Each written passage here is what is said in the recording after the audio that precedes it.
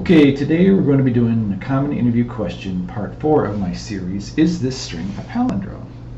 So a palindrome is basically a word that is pronounced the same forward and backwards. So race car is in fact a palindrome. The first letter equals the last letter, the second letter equals the second to last letter, and so on and so forth. So the way we're going to do this is we're going to have 2 pointers. So we're going to have bar, I'm going to call it first, equals 0. And the bar last is going to be equal to input length minus 1. Don't you love the IntelliSense? Wish it was in your interviews. So while first is less than last,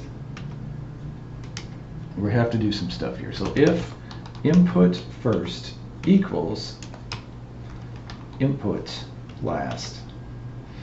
So if those are equal, actually what we want is not equal. If those are not equal, then we got to return false. We're returning a Boolean, either true or false. Then, very important, we need to increment first and decrement last. And then we're going to return true. And that's pretty much it.